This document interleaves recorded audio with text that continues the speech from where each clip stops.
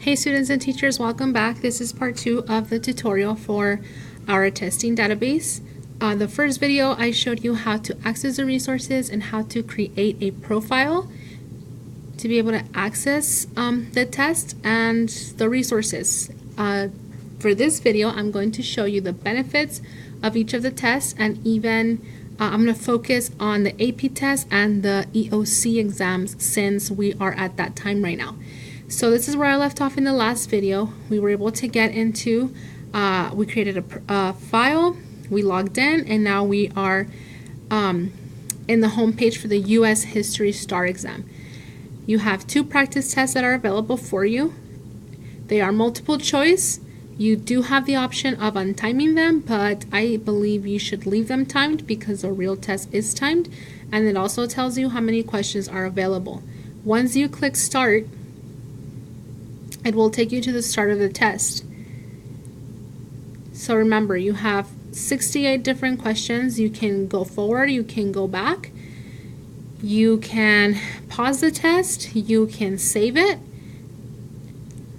Once you save it, it's going to take you back to the home page, but if you click resume, it takes you back to the actual test. So I'm going to go ahead and just answer a couple of questions. I'm just going to guess, because I want to show you how this test is scored. So I answered those 3 questions. If you want, as soon as you're done with your test, you go ahead and click on score.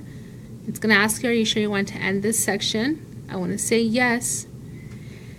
And you see this button here that says review. This is going to allow you to review your test.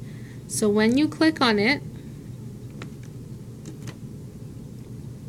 and I just want you to be really patient because it does not show you a little circle that says loading, but if you look at the bottom, it says waiting. Okay, so these are the results of your test. Okay, let's see, know the total number of questions, how many you got correct, how many incorrect, and how many you did not answer. Okay, the really neat thing is, see, I got number 2 incorrect. It lets me know what my answer was and what the correct answer is. If you click on that question, this is a really awesome part. It gives you the question one more time. It lets you know what your answer choice was. It lets you know that it was wrong. It lets you know the correct answer. And it gives you an explanation as to why that is the correct answer. And this is probably one of the most important parts or the benefits of this database. Okay, you get an explanation as to why, and you get to check the rest of your test. To go back, you simply go to return. You can print these tests. Students, if your teachers are asking for proof, you can go ahead and print that out.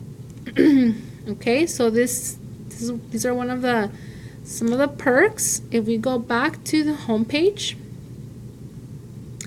I want to show you how to access some of the resources for the AP exam. So if you hover over high school, you click on advanced placement. The advanced placement not only allows you to take practice tests, but if you keep scrolling down, it also allows you to study by using the online books.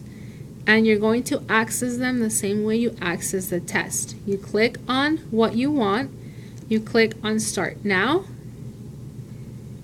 and it might ask you to sign in if you've haven't been moving your cursor all that long, but if you have, you just click on please click here to read, and it will give you the Peterson's practice book. Everything is on here. You have the practice test, you have the essays, everything is here available for you, students. So there you have it. It's that simple to access our resources through this testing database.